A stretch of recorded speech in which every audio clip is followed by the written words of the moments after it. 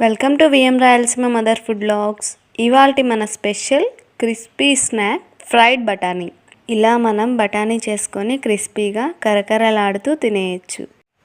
చిన్నప్పుడు షాప్లో కొనే బఠానీ తినడం, వీటిని చూస్తే మన చిన్ననాటి తీపి జ్ఞాపకాలు మళ్ళీ గుర్తొస్తాయి. అయితే ఈ క్రిస్పీ బఠానీని ఇంట్లోనే చాలా ఈజీ స్టెప్స్తో చేసేయచ్చు.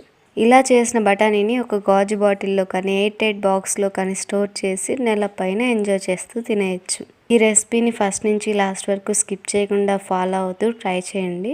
క్రిస్పీ బఠానీ మీరు కూడా ఎంజాయ్ చేస్తారు. ప్రాసెస్ చూద్దాం.